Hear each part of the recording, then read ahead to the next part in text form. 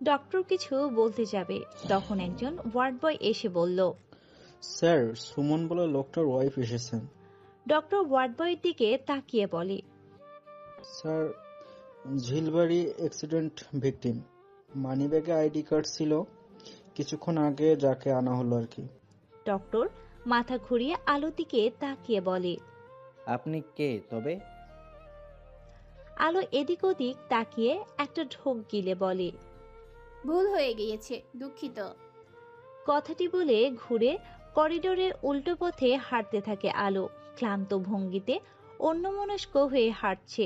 হুট করে এক মহিলার সাথে ধাক্কা খেয়ে নিচে পড়ে যায় আলো। মহিলা চেঁচিয়ে উঠে বলে। আলো কোনো জবাব না দিয়ে আবারও উঠে হাঁটতে থাকে। তার নিজের প্রতি নিজেরই বেশ অবাক লাগছে। হচ্ছেটা কি আসলে? ফোনের ভাইব্রেশনের শব্দ হতেই ফোনটা রিসিভ করে কানে ধরে। ওপাশ থেকে ঈশিতা শুকনো গলায় বলে। ফোন দিয়েছিলে ভাবি? ভাইয়ের সাথে বাইকে ছিলাম, দেখতে পাইনি। হ্যাঁ, ওই আর কি, তোমার শরীরের খোঁজ নিতে। কেমন আছো তুমি? ঋতু কেমন আছে? ভালো আছি আমরা। ঈশিতার কথা শুনে আলোর বেশ খারাপ লাগে। অনেক ভেঙে পড়েছে মেয়েটা। কিছুক্ষণ কথা বলে ফোনটা কেটে দেয়। ঈশিতা একটা ব্যাপার আলোর বেশ ভালো লাগে, তার যখন কথা বলে তখন ঈশিতা কখনোই সামিনের প্রসঙ্গ টেনে আনে না। মানে নিজে পথ ত্যাগ করলে? এখন যখন পুনর্নির্বাচন হবে তখন আবার ভোটে দাঁড়াবে স্বতন্ত্র প্রার্থী হয়ে? কেন? দল তোমার কি ক্ষতি করেছে শামিন? ইমতিয়াজ ভাইয়ের মৃত্যুর শোক কাটিয়ে উঠতে পারোনি জানি, তাই বলে এমন উম্মাদের মতো কেন আচরণ করছো? কবির আলমগীর ধমকে সুরে বলে কথাগুলো। সামিন কিছুক্ষণ চুপ করে থেকে বলে। একজনের আবদার পূরণ করতে। হট, তুমি সব কি বলছো? তোমাকে কি পাবনা শিফট করতে হবে? রাজনীতি ছেলে খেলা? এমনিতে তোমার পদ ত্যাগে পার্টি গরম হয়ে আছে। সবাই আমাকে চাপ দিচ্ছে তোমাকে বের করে দিতে।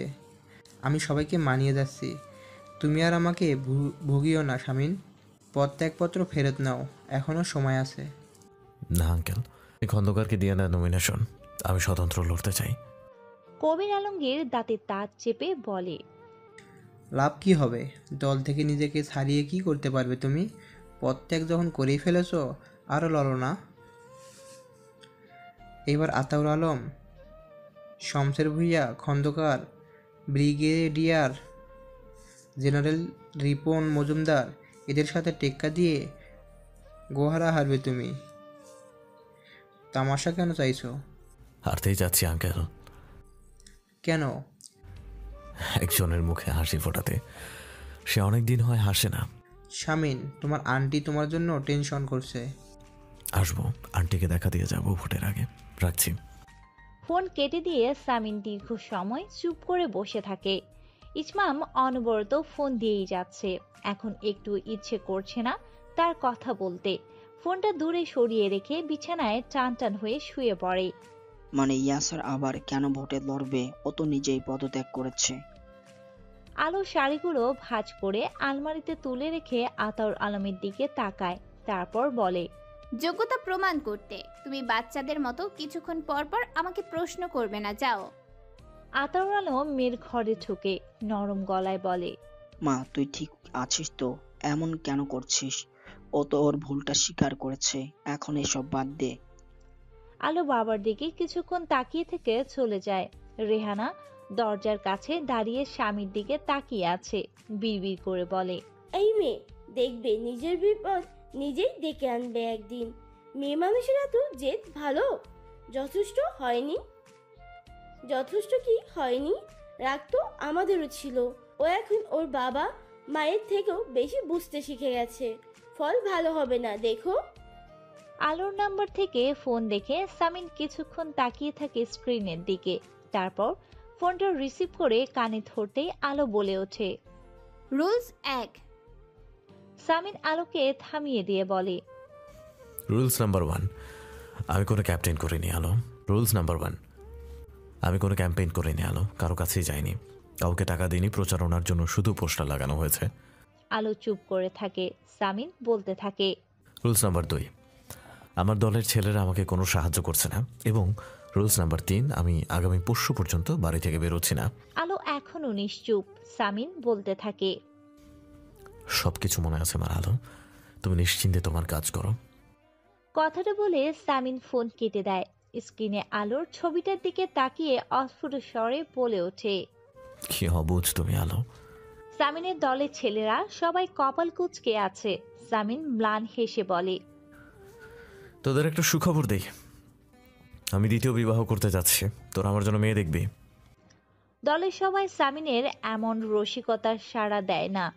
রাহাত বিরক্ত ভঙ্গিতে বলে, ভাই সব কিছু কিন্তু একটা লিমিট থাকে। সামিন শুকনো হাসি হেসে বলে, তোরা তোদের ভাবির উপর শুধু শুধু রাগ করছিস, ও ওর জায়গায় ঠিক। হ্যাঁ, সে তার জায়গায় ঠিক, আপনিও আপনার জায়গায় ঠিক। এখন আমরাও আমাদের জায়গায় ঠিক থাকবো। জিন্দিগিতেও ওই মেয়েকে আমরা আপনার জীবনে আসতে দেবো না ভাই। ওই মেয়ে আপনার মতো কাউকে ডিজার্ভ করে না, ওর জন্য হিটলার বেস্ট। আরব চেঁচিয়ে ওঠে। সামিন তার দিকে তাকিয়ে বলে, শান্ত হ, বিপি হাই হচ্ছে, ওই মেয়ে আমার জীবনে আসবেও না, আমি নির্বাচনে হারবো, তোরা চাপ নিস না। জামিল অসহায়ের মতো একবার সামিন একবার দলের ছেলের দিকে তাকায়। সামিন জামিলের দিকে তাকিয়ে বলে ওঠে, তোকে কাজ দিতাম না, কিন্তু তোর ভাবির দেওয়া রুলস মোতাবেক আমার দলের ছেলেরা আমার কোনো সাহায্য করতে পারবে না, তাই তোকে বলো, থানা রোডের এতিমখানায় 4টা খাসি পাঠানোর ব্যবস্থা কর। আজ মাসুদের জন্মদিন, ওকে প্রমিস করা বিরিয়ানি খাওয়াবো। আঙ্কেল, আমি ফুয়াদ, আপনি হয়তো বা চেনেন। আতাউর আলম ফুয়াদের দিকে কিছুক্ষণ তাকিয়ে থেকে মাথা নাড়ায়। ফুয়াদ বলতে থাকে, আলোর সাথে আমার একটু দরকার ছিল, কাইন্ডলি একটু ডেকে দেবেন। আতাউর আলম কিছুক্ষণ চুপ করে থেকে অস্ফুট স্বরে বলে, বসো, তুমি দিচ্ছি। পর্দা সরিয়ে বসার ঘরে ঢুকে আলো অবাক হয়ে যায়। ফুয়াদ উঠিয়ে দাঁড়িয়ে বলে, তোমার সাথে কথা বলতে এসেছি আলো। তুই চিন্তা করিস না ছোট, কিছুই হয়নি, কাল সব ঠিক হয়ে যাবে। ইসমাম কিছু মুহূর্ত চুপ থেকে বলে, তুমি অবুঝ শিশুদের মতো করছো ভাইয়া। জানি না কিশোর মতো করছি, তবে করা উচিত নয় কি? ও স্বস্তি পাচ্ছে। ইসমাম ক্ষেপে যায়, চেঁচিয়ে বলে ওঠে, ভাইয়া তুমি ভুলে যেও না, আমরাও তোমার লাইফে আছি, আমাদের ইম্পর্টেন্স দাও, তুমি ছাড়া কেউ নেই আমাদের। সামিন ম্লান হেসে বলে, আগামীকালের পর থেকে সবটা নিজের হাতে শেষ করব, তুই টেনশন করিস না। আত্মগরিমা আর আত্মসম্মান দুটোই আলাদা জিনিস আলো, তুমি গুলিয়ে ফেলছো। আপনি কি এসব বলার জন্য এসেছেন ফুয়াদ ভাই? চা খাবেন না? বন্ধুর শ্বশুর বাড়িতে এসেছেন, আগামীকালের পর থেকে তো আর সেই অধিকারে আসতে পারবেন না। ফুয়াদ আলোর সে কথা জবাব না দিয়ে বলে, শামিন তোমার জন্য উপযুক্ত কিনা জানি না, কিন্তু তুমি শামিমের জন্য উপযুক্ত নও আলো। এইমাত্র বুঝতে পারলাম, শামিনকে প্রতিহিংসা পরায়ণ বলো না, আসল প্রতিহিংসা পরায়ণ তুমি। শামিনের চরিত্রে কিছু ত্রুটি ছিল, ও শুধরে নিয়েছে সেসব, কিন্তু তোমার চরিত্রে যেসব ত্রুটি রয়েছে আলো, তুমি শোধরাতে পারবে না, কারণ নিজের ত্রুটি বুঝতে পারার মতো বোধ শক্তি তোমাকে আল্লাহ দেয়নি। নিজের প্রতিশোধের 16 আনাই উসুল করে ছাড়লে আমার বন্ধুর থেকে, তাতেও তোমার মন ভুলো না, ওকে কথার মার প্যাচে ফেলে ভোগাচ্ছ এখন। 3 দিন হলো নিজেকে বাড়িতে বন্দি করে রেখেছে শুধু তোমার ফালতু আবদার রাখতে। আলো চুপচাপ ফুয়াদের কথা শুনে। ফুয়াদের কথা জবাব সে দেয় না। ফুয়াদ বলতে থাকে, এনিওয়ে, যা যা চাইছো সব হবে, আমিও তৈরি। যেমন দাঁড়িয়ে থেকে তোমাদের বিয়েটা দিয়েছিলাম, তেমন দাঁড়িয়ে থেকে ডিভোর্স করে দেব। আমার বন্ধুর জন্য একটা খারাপ মেয়ে এনে দেবো, তোমার মতো ভালো মেয়ের প্রয়োজন নেই আমার বন্ধুর লাইফে। কথাটা বলে ফুয়াদ উঠে চলে যায়। আলো চুপচাপ বসেই থাকে। পথ ত্যাগ করে সামিন পুনরায় ভোটে দাঁড়ানোর থেকেও গোটা শহরের কাছে সব থেকে চাঞ্চল্যকর বিষয় হচ্ছে জামাই শ্বশুর উভয়ের প্রতিদ্বন্দ্বী। এমন ঘটনা বিরল। সবাই কৌতূহল পুরো ব্যাপারটায়। ভোটের দিন সকাল থেকে শহরে টান টান উত্তেজনা বিরাজ করছে। মার্কেটের বিভিন্ন স্থানে 6 প্রার্থীর পোস্টার লাগানো। আতাউর আলম ভোট কেন্দ্র থেকে ফিরেই অসুস্থ হয়ে পড়েছে কিছুটা। অপারেশনের পর এতটা চাপ এই প্রথম নিয়ে ফেলেছে, তাই অস্থির লাগছে বেশ। আলো আতাউর আলমের সাথে গিয়ে ভোট দিয়ে এইমাত্র ফিরল। তার মুখে কোনো ভাবান্তর নেই। চুপচাপ অপেক্ষা করে আছে সন্ধ্যা ঘনিয়ে আসার, অপেক্ষা করছে ফলাফলের। আব্বা, ইয়াসের মনে হয় আমার সাথে কানামাছি খেলছে। নিজে পদত্যাগপত্র জমা দিয়েছে, আবার নিজেই স্বতন্ত্র প্রার্থী হয়ে লড়ছে। ও কি পাগল হয়ে গেছে আব্বা? সৈকত কথাটি বলে তার বাবার দিকে তাকিয়ে আছে। শমশের ভুঁইয়া বলে, বুঝতে পারছি না, তবে এইবার ওর জেতার চান্স নেই, সেটা লিখে নে। মানুষ নিজের পায়ে নিজেই কুড়াল বসায়। এই পাগল তো বুলডোজার বসিয়ে দিল। সাগর বলে ওঠে, সন্ধ্যা পর্যন্ত অপেক্ষা করতে পারছি না। ওর কনফিডেন্স দেখ, দল ছেড়ে স্বতন্ত্র প্রার্থী হয়েছে। শমশের ভুঁইয়া অত্যন্ত আত্মবিশ্বাসের সাথে বলে, চিন্তা করিস না, এইবার আমরাই জিতব। বরাবরের মতো নির্বাচন সুষ্ঠু হয়েছে বলে জানিয়েছে জনগণ। লোকাল সাংবাদিকেরা তার উপরে একটি ডকুমেন্টারি তৈরি করে লোকাল নিউজ চ্যানেলগুলোতে দেখাচ্ছে। শান্তিনীড়ের নিচতলায় লিভিং রুমের মেঝেতে সবাই আসন পেতে বসে টিভির দিকে তাকিয়ে আছে। একটু পর ফলাফল প্রকাশ হবে। সবার মধ্যে টান টান উত্তেজনা। সামিন ভাবলেশীনভাবে বসে আছে চুপচাপ, যেন ফলাফল নিয়ে তার কোনো মাথা ব্যথা নেই। সে আগেই জানতো ফলাফল কি হবে। টিভিতে কিছুক্ষণ পর ফলাফলের চার্ট প্রকাশ করা হয়। 90,000 ভোট পেয়ে সামিন প্রথমবারের মতো কোনো দলীয় পৃষ্ঠপোষকতা ছাড়াই দ্বিতীয়বারের মতো প্রথম স্থান রয়েছে। এরপর দ্বিতীয় স্থান রয়েছে সরকারি দলীয় মনোনীত প্রার্থী ইউনুস খন্দকার, সে পেয়েছে 50,000 ভোট, এবং তৃতীয় স্থানে রয়েছে আতাউর আলম, পেয়েছে 48,000 ভোট। চতুর্থ স্থানে শমশের ভুঁইয়া 36,000 এবং পঞ্চম স্থানে brigadier general Ripon Majumdar 35,000 vote পেয়েছে। লিভিং রুমে থাকা ছেলেরা কিছুক্ষণ নিজেদের মুখ চাওয়াচাওয়ি করে বিকট চিৎকার দিয়ে ওঠে। সামিন টিভির স্ক্রিনে তাকিয়ে আছে। সংবাদ পাঠকের মুখ থেকে আবারও তার জয়ের খবর শুনছে সে। নিজের জয়ে নিজেই কিছুটা অবাক সামিন, কিন্তু যেখানে তার খুশি হবার কথা সেখানে সে খুশি হতে পারছে না। কোনো এক অজানা উৎকণ্ঠা ভিড় করছে তার মনে। ওদিকে আলো কি করছে? মেনে নিতে পেরেছে তো এইসব হার? এ ভয়ঙ্কর সেন্সিটিভ একটা মেয়ে কিছু উল্টাপাল্টা করে না বসে। আবার সবুজ সামিনের দিকে তাকিয়ে বলে, জান ভাই, এখন আমার ভাবিকে তুলে আনেন। খুব বাজি ধরেছিল, এখন বুঝুক। সামিন কিছুক্ষণ সবুজের মুখের দিকে তাকিয়ে থাকে, তারপর উঠে দাঁড়ায়। দলের ছেলেরাও সামিনের সাথে সাথে উঠে দাঁড়ায়। সামিন সবাইকে উদ্দেশ্য করে বলে, তোরা কোথায় যাচ্ছিস? আপনাদের সাথে ভাই। প্রয়োজন নেই, আমি একা যাব। টিভির স্ক্রিনের দিকে এক দৃষ্টিতে তাকিয়ে আছে আলো। আতাউর আলম স্বাভাবিক, সবসময় ঠান্ডা মাথার লোক সে। এমন পরিস্থিতির জন্য সে মানসিকভাবে তৈরি ছিল যখন শুনেছে ইয়াসার আবারও ভোটে দাঁড়াবে। একজন জিতে যাওয়া লোক পুনরায় জিতবে, এটাই তো স্বাভাবিক।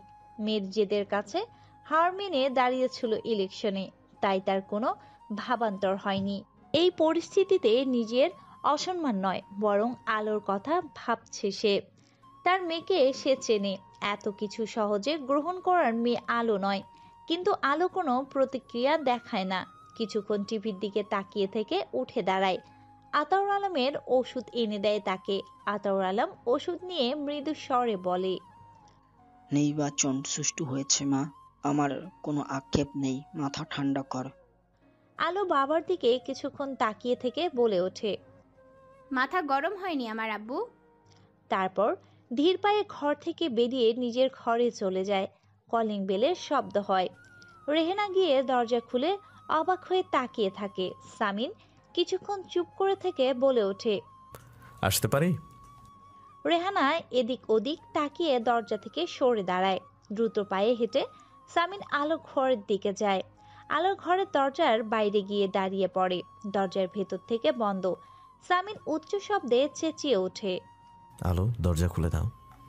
কোনো সারা শব্দ না পেয়ে সামিন দরজায় ধাক্কা দিতে যাবে, অমনি খট করে দরজা খোলার আওয়াজ হয়।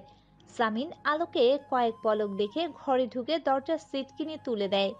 আলো নিস্তেজ কণ্ঠে বলে, অভিনন্দন। সামিন ঘুরে আলোর দিকে তাকায়। আলো একটু থেমে আবারও বলে, অভিনন্দন আপনাকে জেতার জন্য, ইলেকশন এবং বাজি দুটোই। সামিন আলোর দিকে তাকিয়ে আছে। আলো নিচু স্বরে বলতে থাকে, বসার ঘরে গিয়ে বসুন, ব্যাগ গোছানো হয়ে গিয়েছে, আমি শাড়িটা পাল্টে আসছি। কোথায় যাবে তুমি? আলো মাথা তুলে সামিনের দিকে তাকায়, তারপর বলে, আপনার সাথে সংসার করতে। বাজিতে জিতেছেন আপনি। সামিন ম্লান হাসে, তারপর নিচু স্বরে বলে, কোথাও যেতে হবে না তোমাকে আলো। আলো সামিনের দিকে দীর্ঘক্ষণ উদাস দুটি চোখ নিয়ে তাকিয়ে থেকে তেজি কণ্ঠে বলে ওঠে, আপনার দয়া দেখাতে হবে না, আমি ভীতু মেয়ে নই। আমি যাব, আমি আমার কথা রাখবো, করব আমি আপনার সংসার। কথাটি বলে আলো আলমারির কাজটাই যেতে নেয়। মুহূর্তেই হাতে সামিনের হাতে স্পর্শ পেয়ে ঘুরে তাকায়। ততক্ষণে সামিন আলোকে নিজের কাছে টেনে নিয়েছে। আলো সামিনের চোখের দিকে তাকিয়ে আছে। সামিন ম্লান হেসে আলোর কপাল থেকে অগোছালো চুল কানে গুজে দিয়ে বিড়বিড় করে বলে, অবুঝ তুমি, আমার ভালোবাসাকে বরাবরের মতো ভুল ব্যাখ্যা দিচ্ছ তুমি। দয়া আমি তোমাকে কখনোই করিনি, এটাও দয়া না। যেটুকু আমি তোমাকে দিলাম তার নাম ভালোবাসা। আলো চুপ করে সামিনের দিকে তাকিয়ে থাকে। সামিন আলোর মাথায় হাত বুলিয়ে বলতে থাকে, তোমাকে কখন ভালোবেসে ফেলেছি তা নিজেই জানি না আমি, কিন্তু যখন তুমি সাপের ভয় আমাকে সাঁকড়ে ধরলে তখন থেকে বুঝতে পেরেছি আমি তোমাকে ভালোবেসে ফেলেছি। তখন থেকে প্রতিটা মুহূর্তে আমি যা তোমাকে দিয়েছি সেটা আমার ভালোবাসা। বিশ্ব ব্রহ্মাণ্ড উল্টে গেলে ওই অনুভূতি ভালোবাসাই থাকবে। তুমি যতই ভুল ব্যাখ্যা দাও না কেন, তোমার মতো ক্ষুদ্র আলোর অপব্যাখ্যায় আমার ভালোবাসা বদলে যাবে না। আলো নিশ্চুপ। সামিন বলতে থাকে, তুমি আমার না পাওয়া একটা প্রশান্তি, তোমায় আমি আমার মনে আটকে রাখবো, কাগজে কলমে না পারি। যা যা আবদার করেছো পূরণ করেছি, বাজিতে জিতেছি। শর্ত হিসেবে তুমি আমার কথা শুনবে, আর আমার কথা হচ্ছে তুমি ভালো থাকো। তোমাকে ভালোবাসার উপহার স্বরূপ 2-1 দিনে ডিভোর্স লেটার সাইন করে পাঠিয়ে দেব। সাইন করে বাঁধিয়ে ওই দেয়ালে টাঙিয়ে রাখবে। আমি চাই তুমি আমার ভালোবাসার প্রতিদান দেখো। আলো কিছু বলতে যাবে, সামিন আলোর মুখ চেপে ধরে তারপর বলে, চুপ। আমি এত এত তোমার হৃদয় প্রশান্ত করার কথা বলে যাচ্ছি, তোমার কান কি শান্তি পাচ্ছে না বলো? কেন এখন আমাকে যন্ত্রণা দিতে কথা বলতে চাইছো? কিচ্ছু শুনতে চাই না আমি তোমার থেকে কিচ্ছু শুনতে চাই না। আমি পারবো না, আমার ক্ষমতা নেই। উল্টাপাল্টা কথা বলে আমাকে যন্ত্রণা দিও না তো। কয়েক মুহূর্ত পরে আলোর মুখ থেকে সামিন হাত সরিয়ে নিয়ে আলোর দিকে কিছুক্ষণ তাকিয়ে থাকে। তারপর আলোর গালে আলতো করে হাত বুলিয়ে তার কপালে লম্বা সময় ধরে একটা চুমু খায়। আলো চুপ করে দাঁড়িয়ে থাকে। সামিন আবারও আলোর চোখে চোখ রেখে মৃদু স্বরে বলতে থাকে, সবকিছু অনেক বেশি সুন্দর হতে পারতো আলো, অনেক বেশি রঙিন, কিন্তু তুমি বর্ণান্ধর রঙের গুরুত্ব তুমি বুঝতেই চাইছো না। তোমার নারী সত্তার অনুভূতিকে সম্মান জানাতে আমি আমার জীবনের সব থেকে বড় ত্যাগ স্বীকার করলাম। নয়তো সামিনের জিনিস সামিন এই জন্মে ছাড়ে না। কথাটা বলে সামিন আলোকে ছেড়ে দেয়। আলো চুপচাপ দাঁড়িয়ে থাকে সামিনের দিকে তাকিয়ে। সামিন আলোর ঘরের দরজা খুলে চলে যায়। দীর্ঘ সময় আলো নিজের স্থানে দাঁড়িয়ে থেকে বিছানায় ধপ করে বসে পড়ে। আপনার স্ত্রী, আপনি ডিভোর্স দেবেন? কাজী সামিনের দিকে তাকিয়ে আছে। সামিন একটা চেয়ার টেনে বসে গম্ভীর কণ্ঠে বলে, প্রথমত আমাকে আপনি করে বলবেন না, আমি আপনার ছেলের বয়সী। কাজী বিনয়ী হয়ে বলে, কেন ওকে ভালো তালাক দিতে যাচ্ছ? জরুরি তালাক দেওয়াটা। আপনি কাগজপত্র রেডি করবেন, কত সময় লাগবে? বেশি দেরি হবে? কাজীর হতভম্ব ভাব কাটছে না। সে বলে, কিছুক্ষণ আগে তুমি প্রায় মেয়ের নির্বাচিত হলে, আর তুমি এখন এসে বউকে তালাক দিতে কেন? ও কিছু করেনি, আমি করেছি। কি করেছে তোমার? ওকে বিয়ে করেছি। কাজী সামিনকে খুঁটিয়ে খুঁটিয়ে দেখে। সেই সামিন আর এই সামিনের মধ্যে বিস্তর ফারাক। এই সামিন ইয়াসারের চোখে সেদিন হিংস্রতা দেখেছিল, আজ দেখছে উদাসীন দুটি চোখ। সামিন বলে ওঠে, বেশি দেরি হবে আঙ্কেল? কাজী মাথা নাড়িয়ে বলে, কি করেছে? 2 দিন লাগবে? সামিন একটা গম্ভীর নিঃশ্বাস ফেলে। তারপর কাজী টেবিলের উপর একটা ঢেকে রাখা পানির গ্লাসে চোখ যায় তার। কাজীর দিকে তাকিয়ে শুকনো গলায় বলে, পানিটা কি ভালো? আমি খেতে পারি? কাজী মাথা নাড়িয়ে গ্লাসটা সামিনের দিকে এগিয়ে দেয়। সামিন ঢকঢক করে গ্লাসটা খালি করে উঠে দাঁড়ায়। কাজীর দিকে তাকিয়ে নিস্তেজ কণ্ঠে বলে, কাগজপত্র রেডি রাখবেন। চেয়েছিলাম মিউচুয়াল ডিভোর্স দিতে, কিন্তু অত সময় অপেক্ষা করতে ইচ্ছে করছে না, ওর কষ্ট হবে। কথাটা বলে সামিন ধীর পায়ে হেঁটে কাজী অফিস থেকে বেরিয়ে আসে। কাজী ফ্যালফ্যাল করে সামিন ইয়াসারে যাওয়াকে দেখে।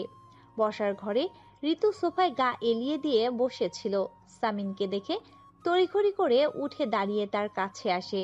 সামিনের দৃষ্টি দেখে সে থমকে যায়, উৎকণ্ঠা নিয়ে বলে, কি হয়েছে ভাইয়া? শরীর খারাপ করছে আপনার?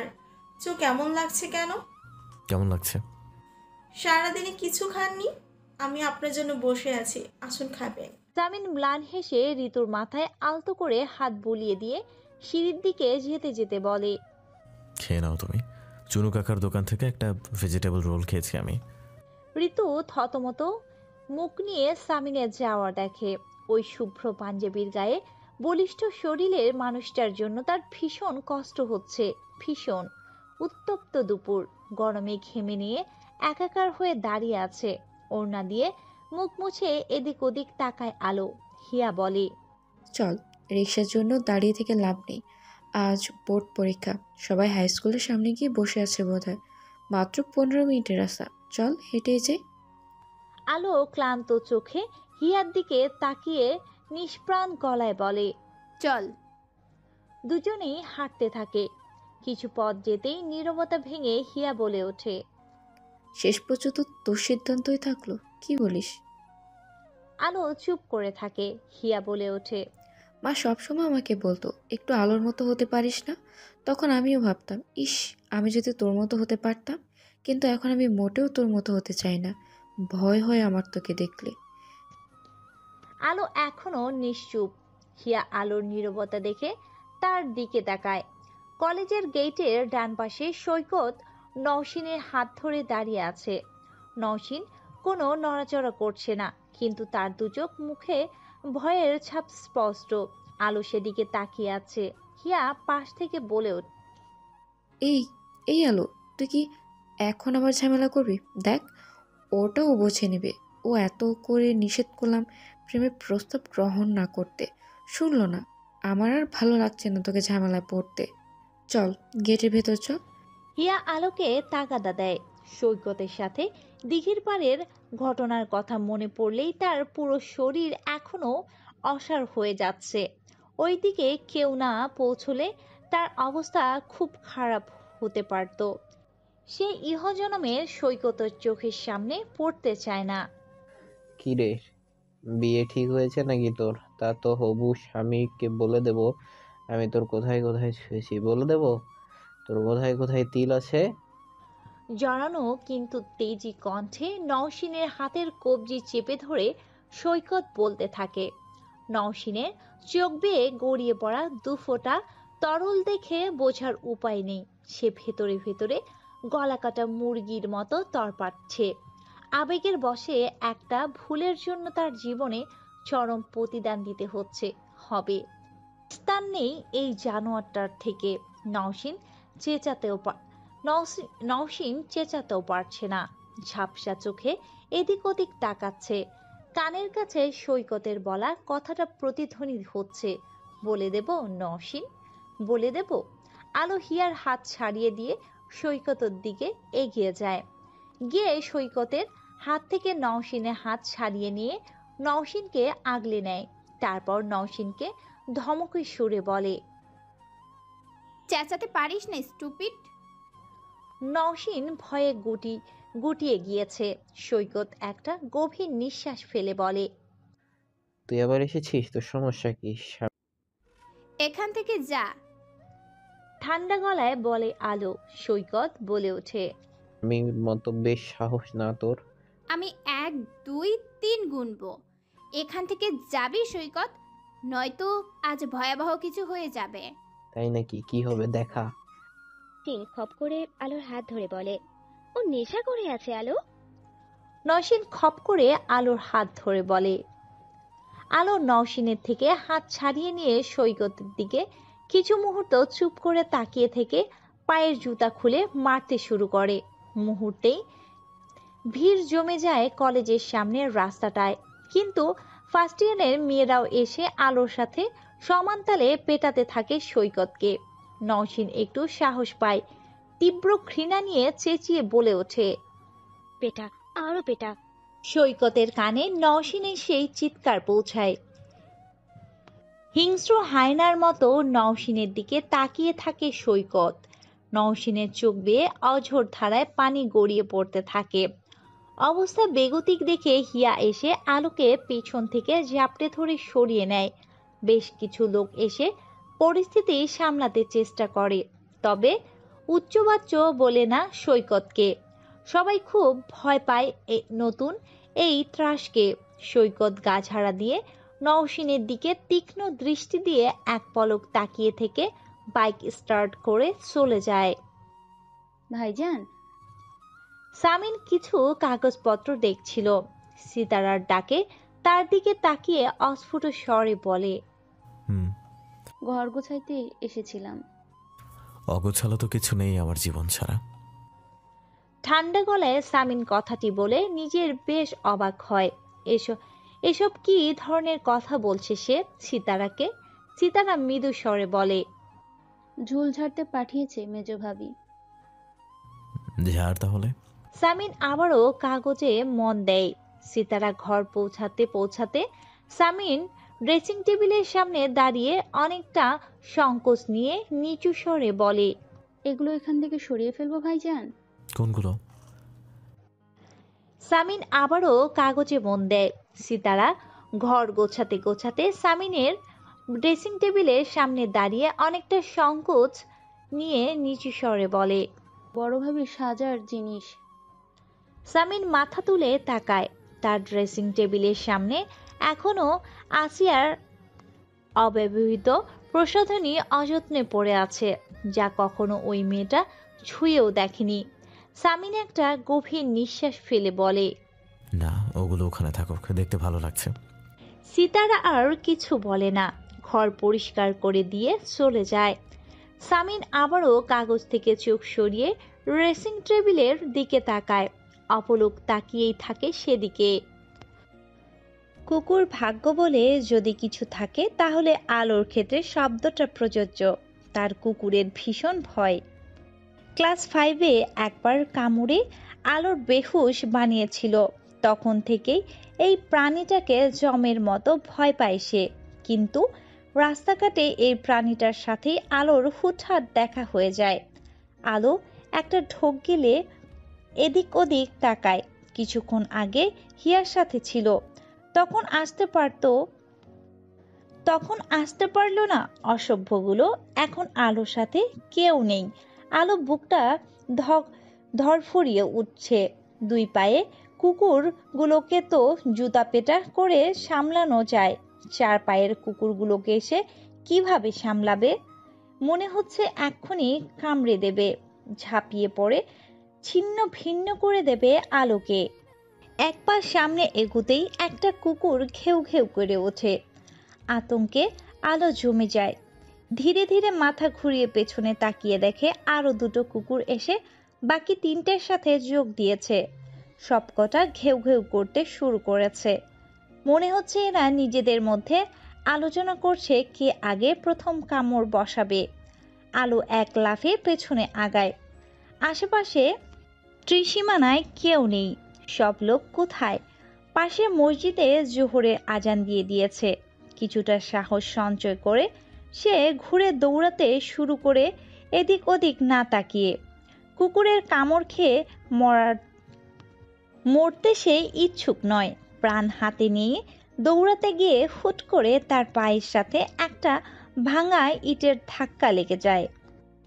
ঘটনার আকস্মিকতায় আলো কিছু বুঝে ওঠার আগেই নাকে তীব্র পিচের গন্ধ অনুভব করে। রোদের তাপে রাস্তায় পিচ গলে গন্ধ ছড়িয়ে যাচ্ছে। নাকের কাছে তীব্র যন্ত্রণা অনুভব হয়। ধীরে ধীরে মাথা তুলে উপরে তাকাতেই দেখে একটা বলিষ্ঠ হাত তার দিকে কেউ বাড়িয়ে ধরে রেখেছে। আলোর হাঁটুর কাছটায় যন্ত্রণা হচ্ছে, ছিলে গেলে যেমন হয়। ধীরে ধীরে হাতের মালিককে দেখবে বলে সে মাথা তুলে তাকাতেই থমকে যায়। অসহায়ের মতো এদিক ওদিক তাকিয়ে কি মনে করে হুট করেই সামিনের হাতে হাত রাখে। সামিন গম্ভীর মুখে টেনে তোলে আলোকে। নাকে বাড়ি খেয়ে নাকের ডান পাশের ছিদ্র থেকে রক্ত ঝরছে, হাঁটুর কাছটা ছিলে গিয়েছে। নতুন চুড়িদারটা রক্ষা পায়নি। লজ্জায় আলো গুটিয়ে যায়। প্রকৃতি তাকে ক্ষণে ক্ষণে মুখ থুবড়ে পড়ার ব্যবস্থা করে দিচ্ছে। সামিন আলোর দিকে না তাকিয়ে দূরে দাঁড়িয়ে থাকা কুকুরগুলোর দিকে এগিয়ে যায় 2 কদম। কুকুরগুলো উল্টো পথে দৌড়ে যায়। আলো ব্যথাতুর শরীরে অবাক হয়ে তাকিয়ে থাকে। সামিন যেন আলোর মনের কথা বুঝে যায়, নিচু স্বরে বলে ওঠে, ওরা আমার স্বজাতি তো, আমাকে খুব মানে। আলো মাথা তুলে সামিনের দিকে তাকায়। সামিন মাথা ঘুরিয়ে আলোর দিকে তাকাতেই দুজনে চোখাচোখি হয়। আলো চোখ নামিয়ে নেয়। সামিন তাচ্ছিল্যের সাথে বলে, তোমাকে ফলো করছিলাম না, আমাকে অপবাদ দিও না, এখানে কাজ ছিল। কাজ মহিলা কলেজের সামনে? হুট করে আলো নিচু স্বরে জিজ্ঞেস করে বসে। সামিন ঠান্ডা গলায় বলে, না, মহিলা কলেজের পাশে কাজী অফিসে। আলো পুনরায় মাথা তুলে তাকায়। কৌতূহলী হয়ে না চাইতেও বলে ওঠে, কাজী অফিসে কি বিয়ে করছেন নাকি? সামিন এক পলক আলোর দিকে তাকিয়ে বলে, আমাদের ডিভোর্সের কাগজপত্র গোছানো হয়েছে কিনা খোঁজ নিতে এসেছি। কাজীর নাতি হসপিটালে, আজ হবে না, তোমার দুর্ভাগ্য। আলো সামিনের চোখের দিকে তাকিয়ে থাকে। সামিন আলোর দৃষ্টি উপেক্ষা করে ধীর পায়ে এগিয়ে যায়। হঠাৎ করে আলোর ভীষণ রাগ হতে শুরু করে। এতটা আঘাত পেয়েছে আলো। লোকটা ভদ্রতা করেও একবার জিজ্ঞেস করলো না আলোর ব্যথা করছে কিনা। আগে তো আলো না চাইতেও ব্যথা পেলে কোলে নিয়ে দৌড়াদৌড়ি করত। খুব রাগ হচ্ছে, কেন হচ্ছে তার উত্তর আলো জানা নেই। পেন কিলার নিয়েছিস? রেহানা এসে আলোর মাথার কাছে বসে আলো চোখ মেলে মায়ের দিকে তাকিয়ে বলে, নিয়েছি, জ্বর আসছে সম্ভবত। রেহানা কিছুক্ষণ মেয়ের মুখের দিকে তাকিয়ে থেকে বলে ওঠে, একবার ভেবে দেখবি মা, না শেষবারের মতো। রেহানা যখন আলোর কাছে বিশেষ কোনো আবদার করতে চায় তখন মনা বলে সম্বোধন করে। আলো নিশ্চুপ হয়ে থাকে। রেহানা বলতে থাকে, তুই রেগে যাস না মা, অশিক্ষিত বাঙালি মায়ের মন তো, তাই মানছে না। কথাটা বলে রেহানার শাড়ির আঁচল দিয়ে চোখের পানি মুছে তারপর বলে ওঠে, কোনো মানুষ কি আবেগ, রাগ, জেদ, প্রতিহিংসা, পরকীয়াতা ভুলে উদ্ধত? তুই আমাকে দেখা এমন একটা মানুষ। আলো চুপ করে মায়ের কথা শুনতে থাকে। রেহানা আলোর নির্জীবতা দেখে একটা দীর্ঘশ্বাস ফেলে উঠে দাঁড়ায়। দরজার বাইরে আতর আলম দাঁড়িয়ে ছিল। রেহানা নিজের স্বামীকে দেখে কয়েক মুহূর্ত দাঁড়ায়, তারপর চলে যায়। আজকে ডেলিভারি দিয়ে আর কাজ নেই। আমি অর্ডার নেইনি। আমার সেকেন্ড ইন কোর্স এক্সাম কাল। আজ ইউনিভার্সিটি যাচ্ছি, তোমরাও চলে যাও। সবকিছু গুছিয়ে নিয়ে আলো নিস্তেজ কণ্ঠে বলে সবাইকে। সিঁড়ি বেয়ে উপরে উঠে হিয়া আলোকে ডাকতে থাকে। আলো ঘুরে তাকায়। হিয়া বলে, আজ মশলা ডেলিভারি দেওয়ার ছিল, তুই আচার দিয়েছিস কেন? সব খেয়ে বসে আছিস? তাই তো, ডেলিভারি বয় চলে গিয়েছে। দাঁড়া, আমি চেঞ্জ করে দিচ্ছি। তুমি থাকো, আমি যাচ্ছি, শরীর ভালো নেই তোমার। বিউটি বলে ওঠে। সবাই কাজে ব্যস্ত হয়ে পড়ে। হিয়া এগিয়ে আলোর সামনে এসে দাঁড়ায়। খুঁটিয়ে খুঁটিয়ে আলোকে দেখে বলে ওঠে, কি ব্যাপার বলতো, কি হয়েছে তোর? কি হবে? আমতা আমতা করে আলো। হিয়া বলে ওঠে, 2 দিন ধরে বেশ খেয়াল করছি অন্য মনস্ক থাকিস তুই, কেমন কেমন করে কথা বলিস। আঙ্কেল হেরেছে বলে? আলো মাথা নাড়িয়ে বলে, আব্বুর হার নিয়ে আমার আক্ষেপ নেই, সে তো তৃতীয় হয়েছে। হিয়া অলস ভঙ্গিতে একটা চেয়ার দখল করে টেনে বসে এদিক ওদিক তাকিয়ে বলে, তোকে একটা সিক্রেট বলি, আমি আতাউর আঙ্কেলকে ভোট দিইনি, ইয়াসার ভাইয়াকে দিয়েছি। আলো হিয়ার দিকে তাকিয়ে থাকে। হিয়া বলতে থাকে, আই এম প্রিটি শিওর আমাদের ক্লাসের সব মেয়ে ইয়াসার ভাইয়াকে ভোট দিয়েছে। ইনফ্যাক্ট তরুণদের দল ইয়াসার ভাইয়াকে বেছে নিয়েছে, আর বাকিরা তো সব বড় লোক। একটু থেমে হিয়া হাই তুলতে তুলতে বলে, আমাদের ক্লাসের অধিকাংশ মেয়ের ক্রাশ তো স্বামী। তারা কি বলা বলি করে জানিস? বলে ইয়াসার ভাইয়া তাদের তুলে নিয়ে বিয়ে করলে তাদের জীবন ধন্য হয়ে যেত। কথাটা বলে হিয়া উচ্চ শব্দে হাসতে থাকে। তারপর বলে, ইতিহাসে তোর কেসটাই বোধহয় প্রথম যেখানে ভিকটিমের প্রতি বিরক্ত এবং অপরাধীর প্রতি সহানুভূতি দেখাচ্ছি আমরা। আলো হিয়ার থেকে চোখ সরিয়ে নিয়ে নিচু হয়ে আচারের বয়মগুলো সরিয়ে রাখে। হিয়া বকবক করতেই থাকে। একটু পরে আলোর দিকে তাকিয়ে বলে, কি বলবো? চুপ করে আছিস কেন? অন্য সময় হলে তো আমাকে কাঁচা খেয়ে ফেলতি। আজ ইয়াসার ভাইয়ার নামে এত কথা বলছি আর তুই চুপচাপ শুনছিস। আমাকে ঝাড়ি মারছিস না কেন? ব্যাপার কি বলতো? প্রেমে টেমে পড়লি নাকি আমার দুলা ভাইয়ের? দেখ, প্রেমে পড়লে আমাকে কানে কানে বলে দে সময় থাকতে। আপু, তোমার জন্য নোটিশ এসেছে। আলো চমকে উঠে দাঁড়ায় আয়াতের কথা শুনে। আয়াত দাঁড়িয়ে আছে। আলো অদ্ভুত অনুভূতি হচ্ছে। সে কাঁপা কাঁপা গলায় বলে, কাজী অফিস থেকে। আয়াত অবাক হয়ে বলে, কাজী অফিস থেকে নোটিশ আসবে কেন? ব্যাংক থেকে এসেছে, তোমার ডিপোজিটের। আলো একটা লম্বা নিঃশ্বাস ছাড়ে। হিয়া আলোর অস্বাভাবিক আচরণ পর্যবেক্ষণ করতে থাকে। মাস্ক পর, একটু ভুল হলে আজ গণপিটুনিতে মরবি। ফিসফিসিয়ে রবিকে বলে সাদিক। রবি বিরক্ত ভঙ্গিতে মাস্ক পরে নেয়। রোদের তাপে কপাল থেকে টপটপ করে ঘাম বেয়ে নামছে। মেজাজ যথেষ্ট খারাপ। মুখে চক্রান্ত শব্দ করে বলে ওঠে, না, এসেছে, ভাই নিজে ইনফরমেশন দিয়েছে। সাদিকের কথা শেষ হলে রবি এদিক ওদিক তাকায়। কলেজের গেটের বাইরে এতগুলো পাখির মধ্যে তাদের টার্গেটকে খুঁজে বের করা ভীষণ কষ্টসাধ্য ব্যাপার। হাতে ছোট বোতলটার দিকে এক পলক তাকিয়ে বোতলটা আবারও আড়াল করে ফেলে সে। তারপর মোবাইলে একটা হিন্দি গান ছেড়ে তীক্ষ্ণ দৃষ্টিতে গেটের দিকে তাকিয়ে থাকে। এই মরতে চাস নাকি? আলোকে ধাক্কা দিয়ে সরিয়ে দেয় নওশিন। হুশ করে পাশ দিয়ে একটা মিনি ট্রাক চলে যায়। আলোর বুকে হাত দিয়ে বড় বড় নিঃশ্বাস নিচ্ছে সে। নওশিন আলোর হাত ধরে রেখেছে। নিজেকে সামলে নিয়ে আলো নওশিনের দিকে তাকিয়ে শুকনো গলায় বলে, থ্যাঙ্কস।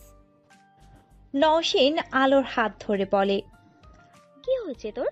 পুরো ক্লাসে অন্যমনস্ক ছিলি, একটু হলে আজ ট্র্যাকে নিচে পড়ে মরতি, সমস্যা কোথায়? আলো মাথা নাড়িয়ে অস্ফুট স্বরে বলে, কিছু না।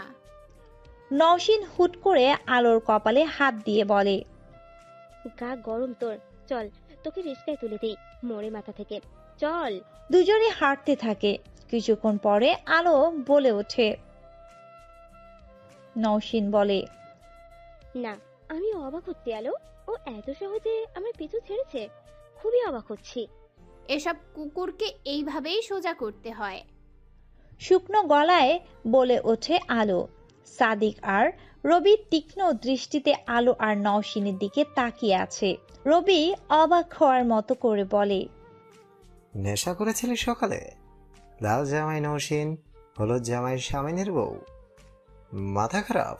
শামিন তোকে তোর বাপ মা সহ কবরে পাঠাবে। ভাই যা বলেছে সেটা কর, বাইক স্টার্ট দে। এখানে ভিড় মনে হচ্ছে মোড়ের মাথায় যাচ্ছে, চল চল। নওশিন এদিক ওদিক তাকিয়ে রিক্সা খুঁজতে থাকে। আলোর পাশে অন্যমনস্ক হয়ে দাঁড়িয়ে। হঠাৎ করে নওশিন পার্স ব্যাগটা হাত থেকে নিচে পড়ে যায়। নওশীন ব্যাগটা তোলার জন্য ঝুঁকে যেতেই হুশ করে তাদের পাশ দিয়ে একটা মোটরসাইকেল চলে যায়। ক্ষণবাতেই একটা বিকট চিৎকার শোনা যায়, যে চিৎকারে কেঁপে ওঠে মহিলা কলেজের পুরো এরিয়া।